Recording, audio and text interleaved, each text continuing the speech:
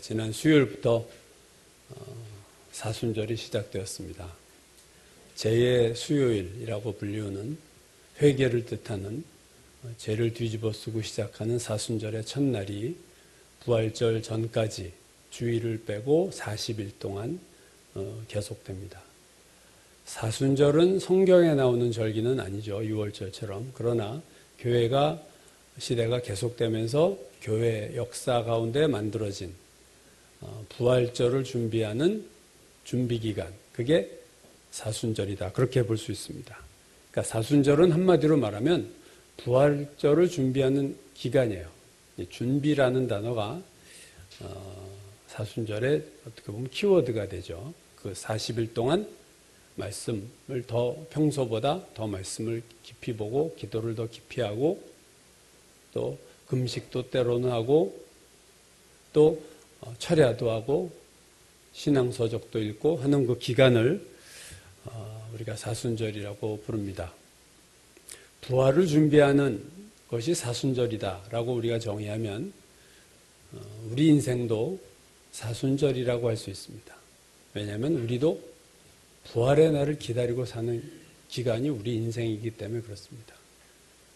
우리가 부활을 기다리고 살지 않는다면 우리는 잘못 사는 거죠.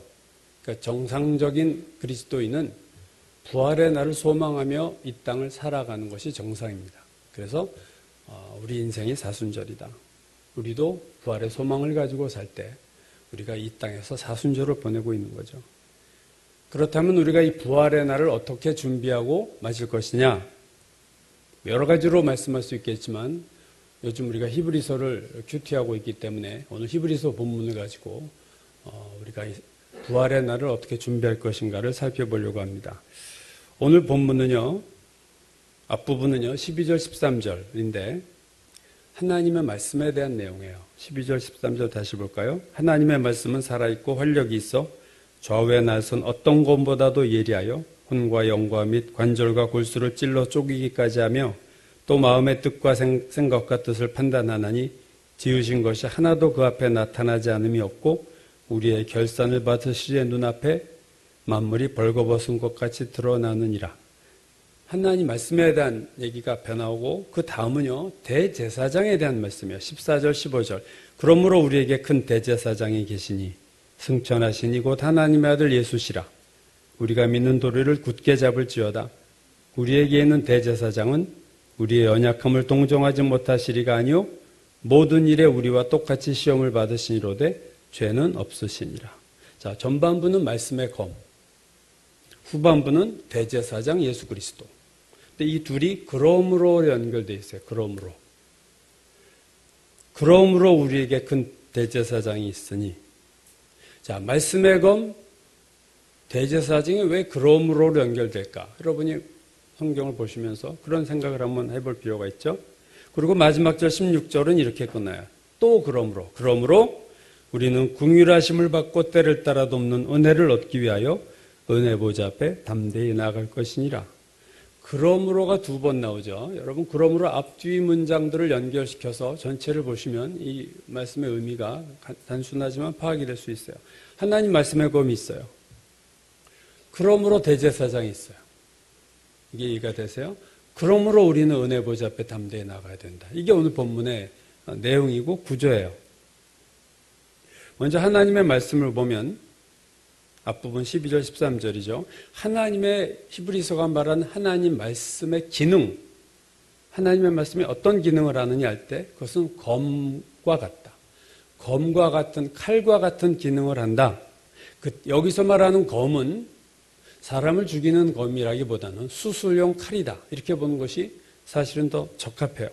수술칼이 우리 몸을 찌르고 해서 우리 몸속에는 안 좋은 것을 이렇게 드러내듯이 하나님의 말씀의 검은 우리의 심령과 생각과 골수를 찔러 쪼개고 들어와서 우리 마음속에 있는 깊은 것들을 다 드러내서 수술할 때 다 열어놓듯이 개복하듯이 다 열게 해서 보여지게 한다는 거예요. 오늘 이 본문이 얘기하는 말씀의 검이 정말로 예리하다는 표현을 이렇게 하고 있죠. 하나님의 말씀은 좌우에 날선 어떤 검, 보다 더 예리하다. 세상에 있던 어떤 예리한 칼을 가지고 와도 하나님의 말씀처럼 예리한 칼은 없다. 우리가 이 말씀의 날카로움을 경험하지 못하면요, 이 말이 덤덤할 수 있어요. 흔히 명검 얘기할 때 시냇가에서 나뭇잎이 내려올 때 이렇게 칼을 대고 있으면 나뭇잎이 이렇게 쪼개진다고 그러죠. 얼마나 칼이 예리한지. 그것보다 더 예리한 것이 하나님의 말씀이다.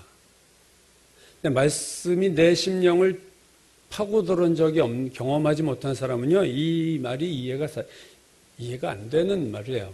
말씀이 늘 달콤하고, 말씀이 늘 솜사탕 같고, 우리를 따뜻하게 품어, 이런 위로의 말씀만 생각하고 있는 사람들은 이 말의 의미를 절대로 알 수가 없죠. 이건 찔려본 자만이 아는 거예요.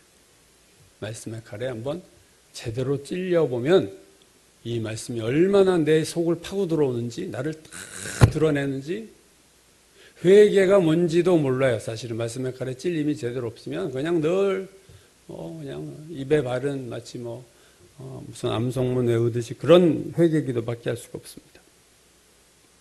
성경이 하나님의 말씀을 표현할 때 검이라는 비유가 여러 군데서 나와요. 요한계시록 1장에 보면 밤모섬에 유배된 사도 요한이 그리스도를 환상 가운데 보게 되는데 그 모습을 설명하고 있는데요. 사도 요한이 이런 표현이 나와요. 요한계시록 1장 16절, 그의 오른손에 7별이 있고 그의 입에서 좌우에 날선검이 나오고, 그리스도의 입에서 좌우의 날선검은 히브리서가 말하는 좌우의 날선검이 그리스도의 입에서 나온다.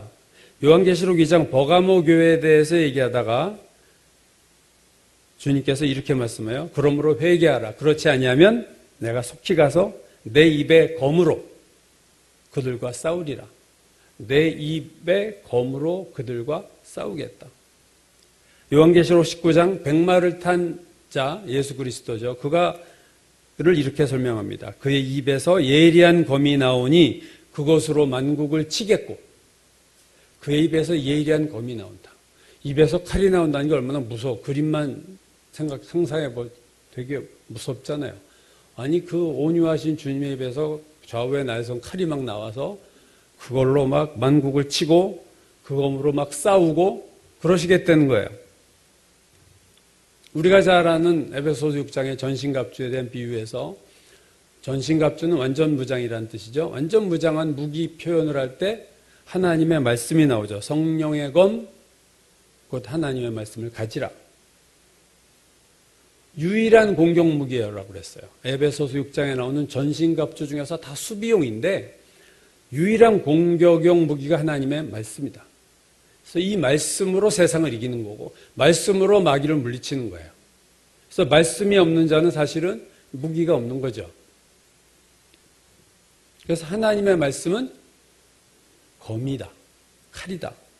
그래서 여러분 사도행전 2장에 보면 베드로가 성령 충만한 설교를 했을 때 사람들의 반응을 이렇게 표현합니다. 그들이 마음에 찔려. 왜 하나님의 말씀이 솜사탕으로 나타나지 않고 검으로 나타날까? 그 이유는 그 말씀을 듣는 사람들을 생각하면 이해가 돼요. 말씀을 듣는 자들이 누구예요? 죄인들입니다. 죄인들은 솜사탕 같은 말씀 준다고 변하지 않아요. 죄인들의 굳은 마음, 돌 같은 마음, 길가 같은 마음, 돌박 같은 마음은 말씀이 주어져도 꿈쩍을 안 해요. 그거는 찌를 수밖에 없어요. 솜사탕 같은 말씀을 아무리 줘도 변화가 없어요. 디모데후서 3장 16절 보면 모든 성경은 하나님의 감동으로 된 것으로 무슨 기능을 하느냐? 교훈과 책망과 바르게 함과 의로 교육하기에 유익하다. 우리가 만약에 죄가 없으면 교훈할 것도 없고 책망할 것도 없고 바르게 할 것도 없고 의로 교육할 것도 없어요. 그러나 우리가 죄인이기에 하나님 말씀은 어쩔 수 없이 우리를 교훈하고 책망하고 바르게 하고 우리를 의로 교육할 수밖에 없어요. 그게 칼의 기능입니다. 베드로가 설교를 했을 때 사람들의 마음에 찔림을 받았다고 그랬죠. 근데 사도행전 7장에 보면 스데반이 설교했을 때도 그들이 마음에 찔림을 받았어요. 하나님의 말씀이 그들을 파고들었어요. 그들의 죄를 드러냈어요. 그러나 그들의 반응이 달랐다고 그랬습니다. 그들이 마음에 찔림에 그들이 스데반을 향해서 이를 갈거늘 그리고 돌로 쳐서 죽였어요. 말씀이 제대로 드러나면요, 반응은 둘로 확 나눠집니다. 말씀을 듣고 찔려 회개하는 자가 나오지 않으면 말씀에 대항하고 도전하는 자들이 나와요. 말씀이 칼의 기능을 못하면 회개하는 자도 없고 도전하고 말씀을 반박하는 자도 별로 없어요. 말씀은 칼이다. 근데 그 다음 13절 보면요, 지으신 것이 하나도 그 앞에 나타나지 않음이 없고, 자, 말씀이 우리를 찔러서 드러내니까 지으신 것이 하나도 그 앞에 나타나지 않음이 없고, 그 다음 말씀 보시죠. 우리의 결산을 받으시리의 눈앞에 만물이 벌거벗은 것 같이 드러나느니라. 오늘 본문에서 눈에 띄는 단어가 하나 나옵니다. 그것은 결산이란 단어예요. 결산. 우리의 결산을 받으실 이 하나님이죠. 우리의 결산을 받으시리의 눈앞에 만물이 벌거벗은 것 같이 드러난다. 이 결산이 하나님 앞에서 되어진다는 걸 우리는 주목해야 돼요. 이 똑같은 헬러 단어가 신약성경 여러 곳에서 사용됐는데, 예를 들면요, 마태복음 12장 36절, 내가 너에게 이르노니 사람이 무슨 무익한 말을 하든지 심판날에 이에 대하여 신문을 받으리라. 신문이란 단어가 오늘 이 결산이란 단어가 똑같은 헬라어입니다. 우리가 한 말이 심판날에 다 결산을 받는다는 거예요.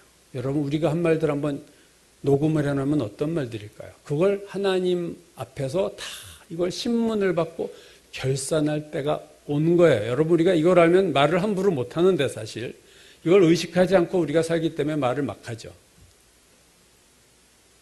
마태복음 18장 23절, 그러므로 천국은 그 종들과 결산하려 하던 어떤 임금과 같은, 여기서도 결산입니다. 이 결산이라는 말, 신문이라는 말은요, 다 심판날에 나타나는 얘기들이에요.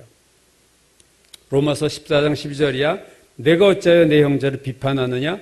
어찌하여 내 형제를 업신여기느냐? 우리가 다 하나님의 심판대 앞에 서리라. 기록되었을 때 주께서 이르시되 내가 살았노니 모든 무릎이 내게 꿇을 것이요 모든 혀가 하나님께 자백하리라 하였느니라. 이러므로 우리 각 사람이 자기 일을 하나님께 직고하리라. 직고한다. 직접 고한다. 이것도 똑같은 단어예요. 결산이라는 단어. 우리가 이 다음에 하나님 앞에 섰을 때 하나님, 제가 이렇게 살았습니다라고 하나님 앞에 직접 얘기할 때가 온다는 거예요. 이 로마서도 역시 뭐예요? 심판날에 대한 얘기예요. 그러니까 이 결산이란 단어는 반드시 한 번 일어나는 거예요. 우리가 이 세상 죽어서 이 세상 떠난 다음에 하나님 앞에 섰을 때 우리는 반드시 하나님과 결산을 하게 돼 있다. 베드로전서 4장 4절 5절, 이러므로 너희가 그들과 함께 그런 극한 방탕에 다름질하지 아니하는 것을 그들이 이상히 여겨 비방하나 그들이 산자와 죽은 자를 심판하기로 예비하신 이에게 사실대로 고하리라. 이 고하리라는 단어도 결산이라는 단어예요. 마지막 날에 하나님이 우리가 직고할 날이 와요. 하나님, 제 인생을 이렇게 살았습니다. 피고 속에선 죄인처럼 제가 이렇게 살았어요 라고 하나님 앞에서 우리가 얘기할 날, 하나님 우리 인생을 평가하고 결산하실 날이 온다. 그러니까 분명해지는 사실은 성경 여러 군데 지금 제가 봤지만 분명한 것은 우리가 이 세상 떠난 후에 누구나 할 것 없이 반드시 우리 산 인생에 대해서 하나님 앞에 결산할 때가 반드시 온다는 거예요.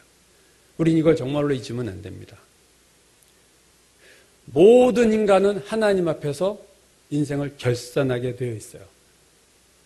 그러므로 우리가 이 세상 살면서 사실은 다른 사람을 많이 의식하고 살죠. 다른 사람이 나를 어떻게 평가할까? 내가 이 세상에서 무슨 소리를 들을까? 내가 이 세상 떠난 후에 사람들이 나를 뭐라고 할까?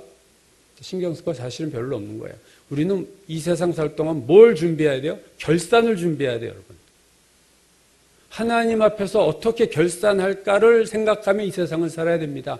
다른 사람들이 나를 어떻게 평가하는 거, 그거 다 사실 아니에요. 다 과장되고 그것이 좋은 의미든 나쁜 의미든 틀린 게 너무 많아요. 나도 나를 제대로 평가 못하는데 남이 나를 어떻게 제대로 평가하겠어요. 그것보다는 이 세상에서 나를 어떻게 평가할까, 내가 이 세상의 인생을 어떻게 결산할까가 중요한 게 아니라 하나님 앞에서 결산을 할 때가 온다는 거예요. 피할 수 없는 결산이 우리에게 있다는 거예요. 그때 결산을 잘해야 된다는 거죠. 결산이라는 단어는 기업에서 많이 쓰고 요즘은 정부기관도 결산을 하죠. 비영리 교회 같은 데도 당회 때 결산 보고를 다 하잖아요. 결산을 합니다. 결산한다는 것은 한 해의 수입과 지출, 한 해의 수익과 이익과 비용 이런 것들을 평가하는 거예요. 평가하는 기준은 두 가지예요. 하나는 이게 적법하냐, 두 번째는 효율적이냐. 이게 모든 결산의 두 축입니다. 이렇게 한 것이 과연 합법적이고 적법적으로 제대로 한 것이냐를 묻고, 또 하나는 그 다음엔 얼마나 효율적으로 일을 했느냐, 두 가지를 봐서 둘 중에 하나만 어긋나도 결산은 사실은 퇴짜 맞는 거예요. 우리가 하나님 앞에서 결산할 날이 오는데 그 결산의 기준은요, 그겁니다. 아까 결산이 수익과 비용, 이익과 비용, 수입과 지출, 그걸 평가하는 거라고 그랬는데 그 기준이 뭐냐면, 결산의 기준은 하나님 나라를 기준으로 평가받습니다. 우리의 인생이 하나님 나라에 얼마나 이익을 끼쳤느냐, 우리의 인생이 하나님 나라에 얼마나 손실을 가져왔느냐가 하나님과의 결산의 기준이에요. 적법성, 하나님의 말씀대로 살았느냐, 효율성, 주님을 위해서 힘써 살았느냐, 그거를 평가하시겠다는 거예요. 다른 기준이 아니야. 내가 얼마나 부를 많이 만들었고 열심히 노력해서 지위에 올랐고 많은 재산을 모았느냐가 평가 기준이 아니라, 세상에서는 그거면 된 거죠. 그러나 하나님은 하나님 나라에 얼마나 플러스 되냐 마이너스 되냐, 그것만이 기준입니다. 내가 정말로 억만장자가 돼도 하나님 나라에 플러스한 게 하나도 없으면 결산해서 우리는 하나님 앞에 칭찬받을 게 없는 거예요. 자, 결산이라는 단어가 오늘 본문에 중요한데, 13절에서 결산이라는 단어가 이게 눈에 띄는 단어인데, 같은 13절에 눈에는 띄지 않고 평범한 단어인데 매우 특이한 단어가 하나 있습니다. 여러분이 아마 이 단어 못 잡아내실 거예요. 그것은 드러난다는 단어입니다. 13절 보시죠. 우리의 결산을 받으시리의 눈앞에 만물이 벌거벗은 것 같이 드러나느니라. 여러분, 드러난다는 이 단어는 평범해 보이는 단어예요. 영어 성경에서 그냥 오픈이라는 단어를 많이 썼어요. 오픈, 다 이렇게 오픈돼. 근데 이게 헬라어를 찾아보면요, 이게 얘기가 그렇지 않습니다. 이 드러나느니라라는 헬라어 단어는요, 신약 성경에서 여기 한 군데만 사용된 단어예요. 다른 데는 신약 성경에 이 단어가 안 쓰인 단어입니다. 되게 특이한 단어인데, 이 단어의 어원은요, 목이란 단어예요. 목. 우리가 넥타이 할 때 그 넥 하면 이게 목 아니에요, 목. 어원이 목입니다. 왜 목이냐 하면, 이 드러난다는 동사의 의미는 헬라 사람들이 쓰던 의미는 그거예요. 희생 제물을 제물로 드릴 때 이렇게 목을 놓고 칼을 치잖아요. 그때 이렇게 가지런히 희생 제물을 이렇게 목을 드러내고 이렇게 눕혀놓는 거. 그게 드러나느니라예요. 또 사형수를 우리가 참수할 때 목을 드러내잖아요. 이 끔찍한 단어예요, 여러분이. 드러나느니라는 희생 제물로 바치는 동물의 경우나 사형수에게 사용되는 단어예요. 드러나느니라. 맨목이 드러난다. 목을 감싸고 있는 거 다 옷도 벗기고 뭐 다 해서 정말 맨목이 이렇게 구부러 이렇게 목을 뒤로 제끼고 이렇게 드러나는 그 단어를 썼어요. 이 단어가. 이 하나님 앞에 우리의 삶이 드러난다 할 때. 왜 이렇게 살벌한 단어를 썼을까? 제가 이렇게 생각을 해보니까 우리의 삶이 그렇게 적나라하게 드러난다는 것을 강조하는 거예요. 우리가 숨길 게 하나, 투명하게 우리 마음속 깊은 것도 눈에 보듯이 하나님 앞에 드러난다는 거예요, 여러분. 우리 이 세상에서는 아무도 그것을 볼 수가 없어요. 제가 주일오후에 인간관계 얘기할 때 나도 모르고 남도 모르는 내가 있다 그랬죠. 네 가지의 내가 있는데, 나도 알고 남도 아는 나, 나는 아는데 남이 모르는 나, 나는 모르는데 남이 아는 나가 있고, 나도 모르고 남도 모르는 나. 이 나도 모르고 남도 모르는 나를 하나님이 아세요.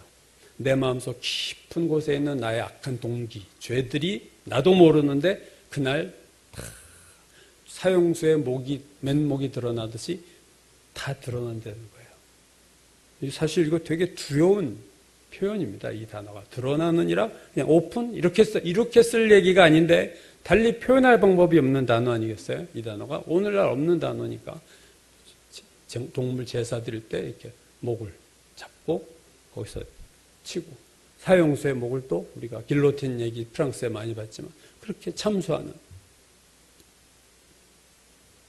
에레미야 17장 9절 10절 만물보다 거짓되고 심히 부패한 것은 마음이라 누가 능히 이를 알리오마는 여호와는 심장을 살피며 폐부를 시험한다.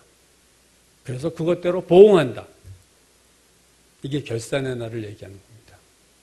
여러분 그날이 저와 여러분 각자에게 오고 있다는 것을 기억하셔야 돼요.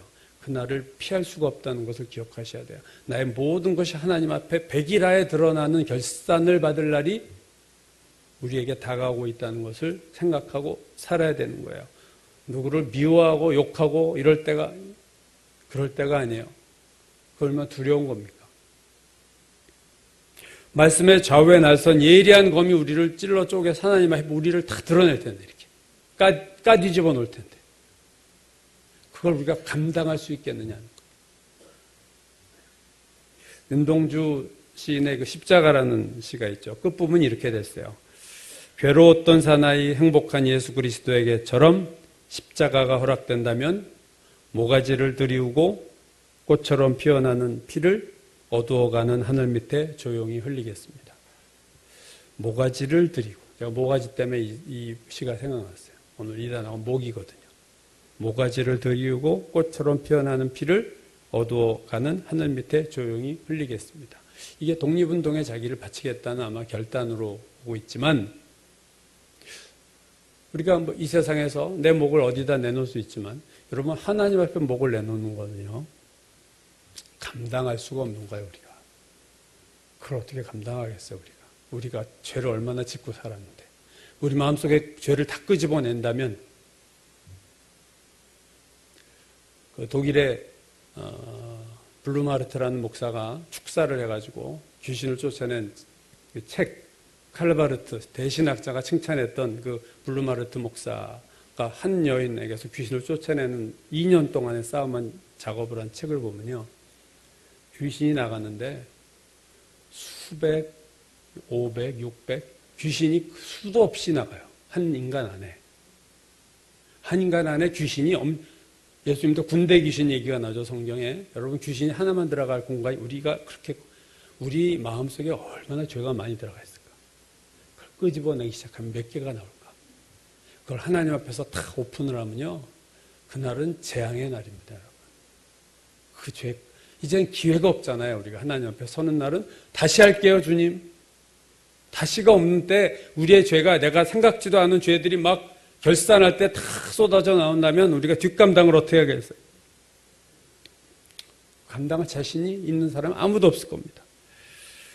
그렇다면 우리가 이 결산을 어떻게 통과할 거냐? 자, 우리가 감당할 수 없는 이 결산 받으시는 그 앞에 우리의 삶이 다 드러나는 걸 어떻게 감당할 것인가 할 때 해답이 사실은 중요한 거죠. 14절, 15절입니다. 그러므로가 이제 여기서 의미가 분명해요. 우리가 하나님 앞에서 있는 죄들이 다 드러날 결산의 날이 오고 있으므로 그러므로 우리에게 큰 대제사장, 위대한 대제사장이 계시니 그것이 바로 예수 그리스도 하나님의 아들이다. 근데 그 대제사장은 어떤 대제사장이에요? 우리의 연약함을 동정하지 못하시리가 아니요 모든 일에 우리와 똑같이 시험을 받으시노라도 죄가 없다. 하나님의 대책입니다. 이게. 하나님과의 결산의 날을 감당 못할 죄인을 위해서 하나님이 대책을 주셨어요. 그게 제사장입니다. 구약에는요. 두 가지의 인물들이 나와요. 예언자가 나오고 제사장이 나옵니다. 상반된 기능을 하는데 예언자는요. 백성들의 죄를 지적하는 거예요. 왕의 죄를 지적하는 거예요. 그게 예언자의 사명입니다. 예언자가 부정적인 인간이 아니라 예언자는 그래서 예레미야가 그렇잖아. 내가 다시는 이 말을 하지 않으리라고 해도 하나님의 영이 임하면 내 마음이 막 견딜 수 없어서 말이 터져 나오는 거예요. 예언자들이 부정적이고 비판적인 사람이 아니라 하나님이 백성의 죄를 예언자를 통해서 지적하시는 거예요. 막 쏟아내는 거예요. 그럼 그 죄를 어떻게 감당하겠어요? 그때 누가 등장합니까? 제사장이 나오는 거예요. 제사장은 뭐합니까? 그렇게 드러난 죄들을 제사를 통해서 이스라엘 백성의 죄를 매년 제로로 만드는 그 은혜로운 작업을 하는 것이 제사장입니다. 예언자가 없으면 제사장도 필요 없고, 그렇죠? 예언자가 있으면 또 제사장이 있어야 돼요. 그렇지 않으면 우리가 살아남을 방법이 없어요. 오늘 본문도 칼과 검과 같은 말씀이 우리 죄를 다 드러내놓고 그 다음에 대제사장이 그것을 제로로 만드시는 작업을 하시겠다. 그게 오늘 본문이 말하는 의미입니다. 그러므로 자, 말씀의 칼은 우리의 죄를 지적하고 대제사장이 우리 옆에 있다면 우리는 뭐 해야 되느냐? 마지막 16절이요. 그러므로 자, 우리가 말씀도 있고 말씀의 검도 있고 제사장도 있어요. 그러므로 우리는 긍휼하심을 받고 때를 따라 돕는 은혜를 얻기 위하여 은혜의 보좌 앞에 담대히 나갈 것이니라. 은혜의 자리로 우리는 나가는 거예요. 여기서 우리의 문제가 해결되는 거죠. 당연히 나가지 않겠어요? 대제사장이 있는데 그러므로 당연히 나가죠. 은혜 보좌 앞에 우리는 나가는 거예요. 하나님은 우리 인생을 결산하실 텐데 그 결산의 날은 미래입니다. 근데 그 결산의 날에 대비해서 두 가지를 준비하셨어요. 하나는 말씀의 검. 우리 죄를 다 드러내세요, 먼저. 두 번째 준비하신 것은 대제사장 예수 그리스도. 우리가 그분에게 달려나가면 우리의 죄를 도말하시고 우리를 다시 흰 눈보다도 더이게 만드시는 그러한 대제사장 우리에게 주셨어요. 말씀의 칼에 찔리우는 것이 이제 현재입니다. 오늘 히브리서 보면 대제사장께 나아가는 것도 현재예요. 여러분 생각해 보세요. 우리가 오늘 지금 결산은 미래입니다. 지금 하나님의 말씀의 검에 의해서 우리 죄가 다 드러나요. 오늘. 그래서 내가 그 죄를 보고 하나님 예수님의 보혈에 공로로 저를 용서해 주세요 하고 나아가면 내가 어떻게 됩니까? 죄가 없어져요. 그런 날이 계속되면 어떻게 될까요? 매일매일 그렇게 회개하고 지적받고 회개하고 지적받고 그렇게 살면 어떻게 될까요? 우리의 결산받는 날이 어떻게 될까요? 미래에. 하나님 앞에 그 결산을 통과하게 되는 거예요. 여러분, 우리의 인생을 결산받는 날 아마 우리의 죄를 기록한 인생을 기록한 책자가 분명히 있을 거예요. 그게 꼭 책인지 몰라도 뭔가가 있을 거예요. 여러분, 죽었다가 살아난 몇 사람, 제 친구를 포함해서 보면요. 막 운전하다가 죽는구나. 전봇대를 들이받는데 내 후배죠. 들이받는 순간 0.0 몇 초 사이에 자기 인생이 팍 지나가더라는 거예요. 어떻게 그 짧은 사이에 자기 인생이 다 지나갔는지 이해할 수 없지만 그리고 쾅 박았는데 순간 이렇게 틀어가지고 조수석하고 정면 부딪혀서 얘는 살았어요. 기부스 메고 드러누워 있는 걸 제가 봤는데 그 얘기를 하더라고요. 부딪히는 순간 내 인생이 그냥 비디오 지나가듯이 쫙 지나간대. 우리가 주님 앞에 섰을 때 우리의 지은 죄들 마음속에 품은 것들이 아마 다 뭔가 이렇게 공중에 보이듯이 뭔가 다 드러날 거예요. 우리의 죄를 기록한 장부가 있을 겁니다. 그 장부가 다 우리 죄 많은 수많은 죄의 항목들이 다 나타날 거예요. 그런데 우리가 말씀으로 찔림을 받고 그리스도 대제사장 앞에 회개한 항목들에 대해서는요. 항목 위에 다 X표가 쳐 있을 것이라는 거죠. 뭐예요? 다 처리됐다는 거예요. 여러분 외상장부라는 게 있어요. 옛날에는 뭐 부목가 가면 외상장부가 있어요. 외상장부 보면 외상 공짜로 뭐 일단 돈 안 내고 먹은 것들이 다 나와요. 뭐 삼립식빵 뭐 다 나와 이렇게. 근데 또 보면 갚은 거는 거기다 이렇게 지우잖아 이렇게. 우리가 하나님 앞에 섰을 때 죄에 대한 항목이 깨끗한 인간은 하나도 없어요. 다 줄줄이 있을 겁니다. 근데 어떤 사람의 죄의 장부에는 전부 다 X표로 지워진 표적들이 있고 어떤 이의 죄의 항목 장부에는 죄들이 그대로 항목들이 살아있는 게 있을까요? 무슨 차이입니까? 둘 다 죄를 졌지만 한쪽은 대제사장 예수 그리스도에게서 사함을 받은 자들이에요. 그런 자들은 주님 앞에 섰을 때 결산이 어떻게 되겠습니까? 패스죠. 통과입니다. 왜? 회개한 것에 대해서는 동의서에서 먼 것처럼 하나님도 잊으시겠다는 거예요. 그러므로 오늘 이 본문이 정말로 중요한 것은 말씀의 검이 우리를 오늘 찔러댑니다. 자, 이 찔리는 자는 복이 있도다. 복이 있는 거예요. 찔리고 다 드러나면 우리가 정말로 당황하고 통회하고 자복하고 대제사장 예수 그리스도에게 은혜 보좌 앞에 나가서 하나님의 은혜를 구하고 자비와 공의를 구해서 사함받고 내일도 또 그렇게 나아가고 그런 하루하루를 살면 우리는 베드로서가 후서에서 말한 것처럼 그러므로 사랑하는 자들아 너희가 이것을 바라보나니 주 앞에서 점도 없고 흠도 없이 평강 가운데서 나타나기를 힘쓰라. 어떻게 우리가 하나님 앞에 점도 흠도 없이 나타내요? 우리 같은 더러운 죄인이, 악한 죄인이.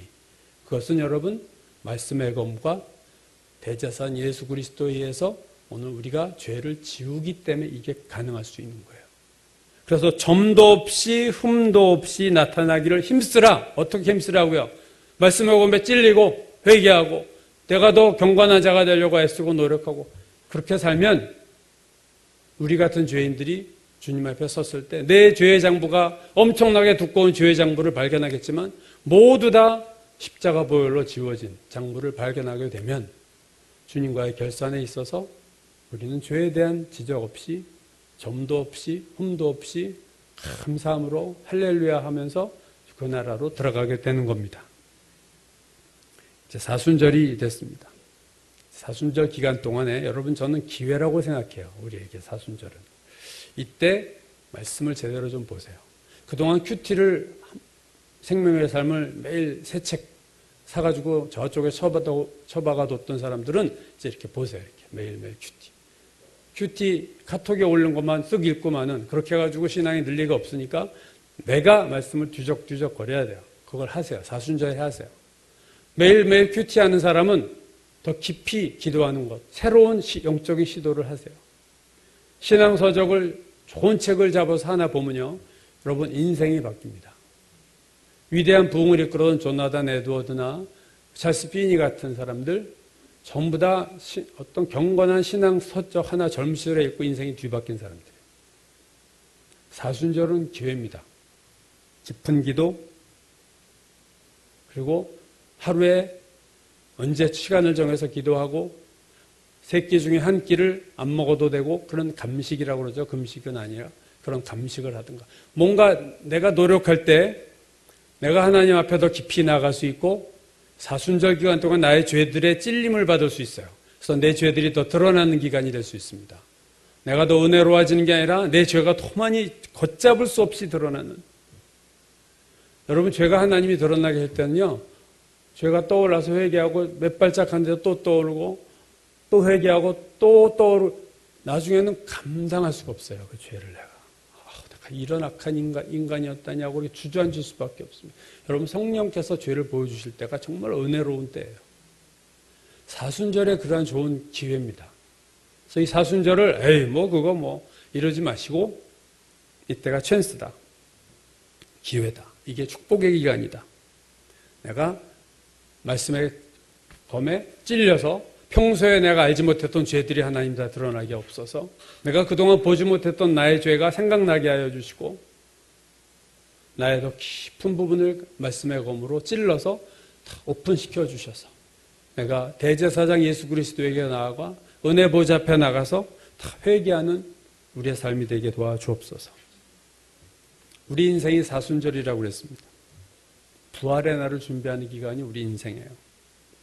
우리는 이 인생길에서 결산 준비를 잘해야 됩니다. 반드시 우리 인생이 결산돼요, 여러분. 하나님 앞에 단독자로 섭니다. 우리의 부모도 형제도 없어요. 나 혼자 하나님과 1:1 결산을 할 날이 반드시 온다. 그거는 피할 수가 없다. 그러므로 지혜로운 자는 그 결산을 준비합니다. 그 결산을 준비하는 이 사순절의 인생, 더 좁게는 이 40일의 기간 동안에 우리의 죄들이 더 처리되고 은혜 보좌 앞에 더 나아가는 그런 축복이 우리 가운데 있기를 주의 이름으로 축원합니다.